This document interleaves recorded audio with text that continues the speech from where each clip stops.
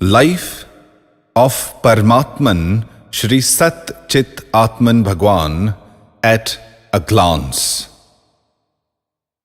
The birth of Shri Sat-Chit-Atman Bhagwan took place in the family of pious and devoted Sauratya Vanik caste of Vadwan on July 24, 1917, on the auspicious day of bright half of the moon of Shravan as per Hindu calendar. His former name was Pratap Rai Devji Bai Madani. At the time of manifestation of divine personages, there is always a symbol of divine indication, and similarly, at the time of manifestation of Prabhushri, one akira nut covered with red turmeric powder was found lying in his bed. The good tiding in the form of auspicious manifestation was an indication of his future life as an incarnation. Childhood.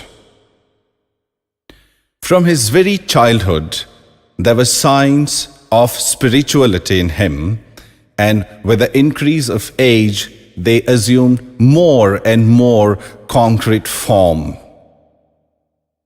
Attraction to the Supreme Being was inherently found in him. When he went to a temple to have darshan, that is saying the idol, he used to enter into a meditative state before the idol for hours together, and this had become a routine affair with him. He, along with his family, shifted to Ramod, and from there again to Kotda Sangani, where he stayed for some time. And approximately at the age of 9, he came to Jamnagar, and it is here that he completed his study up to matric. His life of childhood was simple, pure, spiritual, and regular. During this period of his life, no special miraculous events have been noted. But from a friend of his childhood days, we've come to know that during ordinary discussion, he used to become introvert and did not speak anything for some time. However, at that time, this state was assumed to be a mental weakness. Still, however, in education and other fields, his skill was found to have been of the highest degree. Education. From the very beginning, he was found to have been very brilliant. After passing his matriculation examination, he obtained admission in the St. Xavier's College at Mumbai in the Science Division. His heart having melted at the imagination of his having to carry out violent experiments on frogs in future, after passing the first year in the science class, from the second year he got himself admitted in the arts division. He completed his study up to MA degree in commerce and political science as his subjects. Side by side, he also completed a course of LLB. Then he went to Pune and obtained an LLM degree. Thus, he became a graduate in the field of arts and law. He still had a great desire for further studies. He had a strong desire to go to a foreign country and obtain a PhD degree in the field of international law, and after returning, to establish an ideal school of social science. With this idea, he went to New York in January 1949, and he passed a very difficult entrance examination of famous Columbia University for study in the subject of law.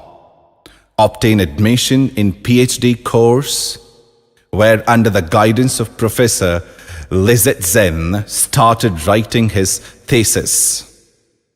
During this period, he also obtained his MA degree. Extraordinary event. Now he was to enter into a very important phase of his life. Even though living in a foreign land, he had continued to lead a spiritual and devoted life. After completion of his thesis, in the allotted time, an extraordinary event took place which was to change his course of life. Once, while he was sitting in a garden, he experienced a powerful flow of energy within himself. Thereupon, he became afraid and went running to his home, where he heard a clear inner voice, that is God's message, and was told that your divine incarnate manifestation has taken place for the welfare of mankind. The necessary education, knowledge which was to be obtained gets completed. Now renounce all worldly goods and enter into sadhana. Upon receiving the above divine command, whatever he was possessing in his home like books, money and thesis, he immersed them into Hudson River, and in accordance with it, he began his sadhana. This sadhana was very difficult. It had been heard to his having said, in the first 6 months, I had never come to know as to when the sun had risen and set. Due to intensive penance, the body had become extremely emaciated. After about 1.5 years, in the year 1954, he returned to India after receiving a command to do so. Returning back to India. After his having returned to India, the period 1954 to 1968 was passed mostly in performance of internal sadhana. During this period, in between, in accordance with inspiration received from within, he went on pilgrimage to main pilgrimage centers, and twice he went on pilgrimage tour to Amarnath Bhagwan in Himalayas. Also due to his past relationship with Ram Krishna Bhagwan in continuation of the earlier incarnation work, he had to go to Calcutta, Belur Math, 18 times. During this period, he had stayed at Jamnagar, Rajkot, Junagadh and Kutiana. He had stayed for longer periods at Rajkot and Jamnagar. At Rajkot, for a certain period of time, staying in a hutment and living in a mood of an ascetic, he practiced high religious vows. Remaining in an intense ascetic mood, he used to remain absorbed in daily routine sadhana. After his having received a command from the above to remain in the state of Godhead, he began the practice of arti, that is, waving of lights, before his internal form, and in daily routine life. He used to stay in the same state. Life. The yardstick of the degree of spiritual life of a human being can be judged from the fact that how far his life conforms to his teachings. His life and his teachings were one and the same. Whatever teaching he gave were in strict conformation to the life which he led. Evaluation of his life is impossible. It is because it is difficult to understand and explain his wonderful divine play because of his complete identity with Para-Brahma. It is because how an incomplete personal soul can explain the complete Brahma? Yet, let's see in brief whatever has been seen and experienced externally. He was himself the divine form of Para-Brahma Parmatma. In order to understand this, it is a sufficient proof of his possessing some special spiritual powers and distinguishing characteristics. He was an extraordinary treasure house of qualities of divine wealth. Qualities like truth, non-violence, compassion, love, austerity, renouncement, forgiveness, equanimity, purity, etc. were seen to exist in the highest degree. Moreover, a circle of light reflecting essence of his being as an incarnation used to remain in the existence surrounding his face. In his vicinity, extraordinary supreme peace used to be experienced. His body and their parts were seen to be similar to those of divine personages as shown by the scholars of science and chiromancy, that is, long hands reaching up to his knees, etc. Intense yearning for welfare of the world was seen to exist within him as an expression of universal love. Violence upon dumb creatures melted his heart, and tears used to flow from his eyes, and beholding this, one used to experience compassionate Brahma in its absolute state. Innumerable such characteristics were found to exist within him. His life was supremely pure, full of asceticism and simplicity. He used to observe the great vows of truth, non-violence, celibacy, etc. to their minutest extent. He never used to partake services of anyone during illness. He used to take rest for 3 to 4 hours only on a mattress made of sacred darba grass. Every now and again he went on fast. In food, he used to take a simple diet in the company of his devotees during midday hours. He never used to hoard anything, and when he found anyone unhappy, he used to also give away his own personal possessions. He used to strictly observe daily duties and vows.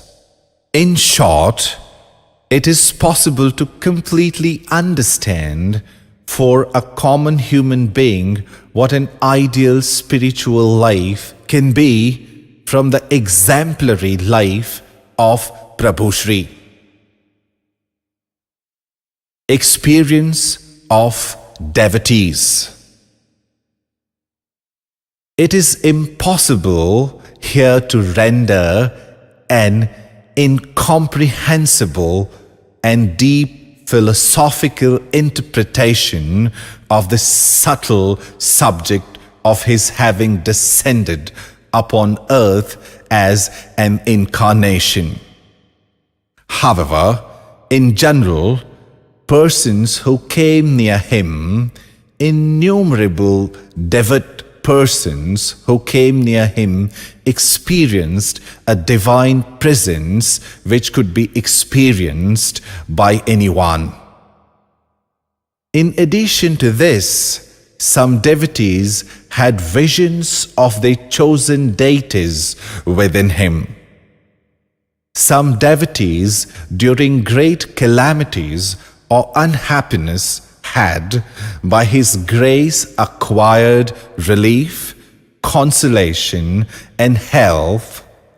And what is more important is that some devotees, by his grace, had obtained more or less devotion, knowledge, or other spiritual experiences. Samhitas like Bhrigu, Surya, Vara have sung his glory. In short, as described in the scriptures of what sort is God and how enjoyable it is to remain near him, and that there exists to the highest degree the divine qualities of truth, non-violence, compassion, knowledge, forgiveness, purity, etc. at their climatic level, all of which could be understood and experienced by residing near him only and not otherwise. Works relating the Incarnation. At the end of the year 1968, during the auspicious days of festival of Navratri, he came from Kutiana to Rajkot and resided at a residence called Shamal.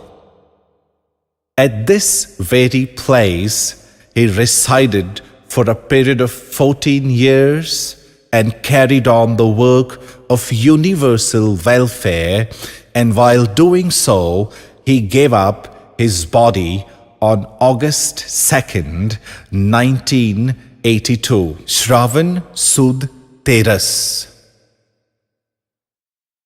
During this 14 years, he had hardly come out of his residence. He remained completely aloof from the world, and yet he did not remain detached from the circumstances that prevailed upon the earth.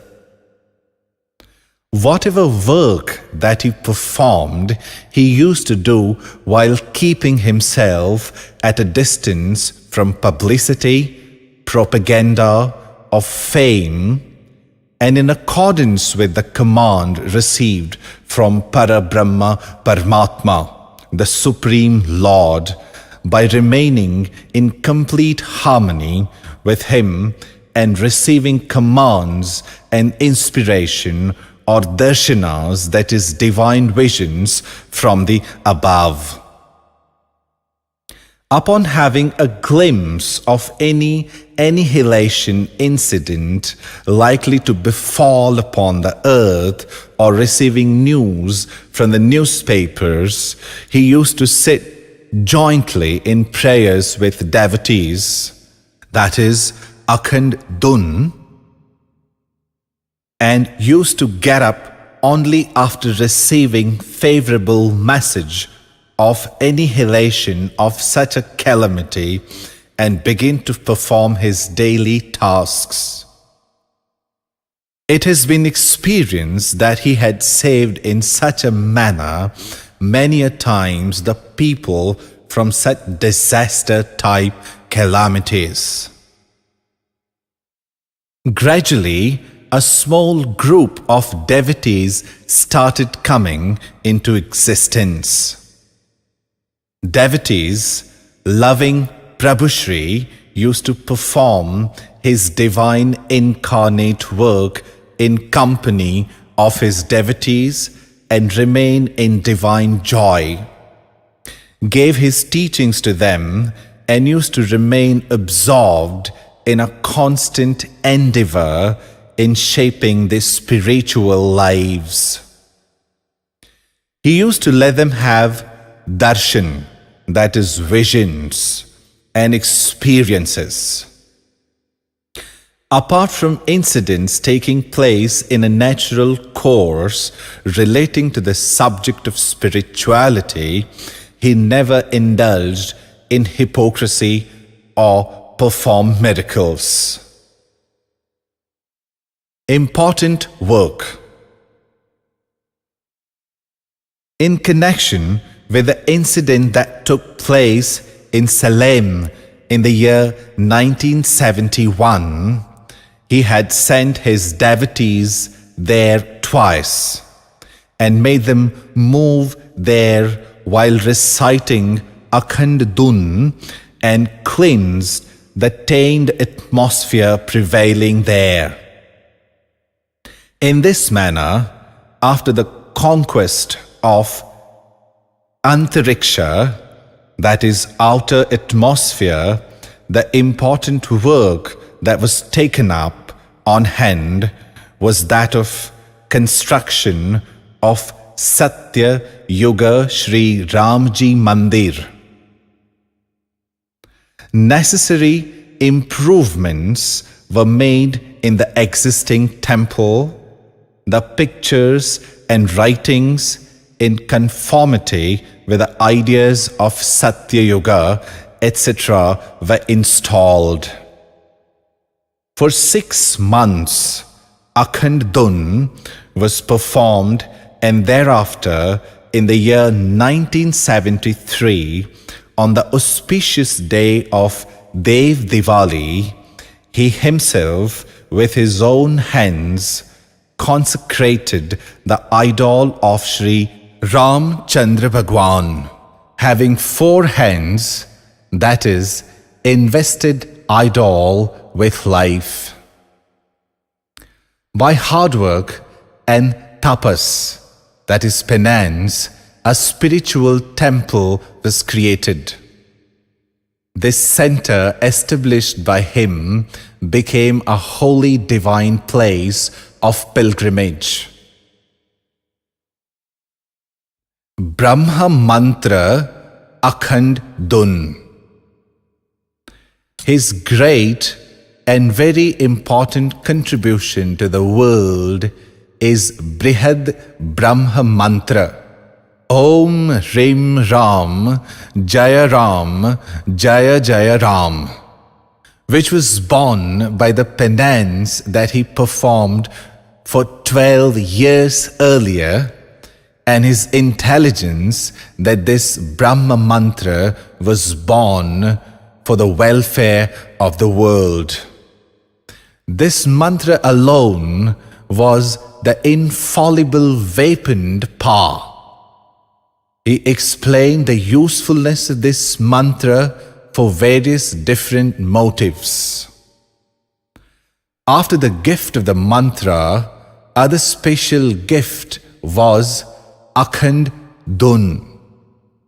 It was born in the context of the avoidance of destruction of universe, a disaster. It was not merely the usage coming down from old times or traditional activity according to scriptures.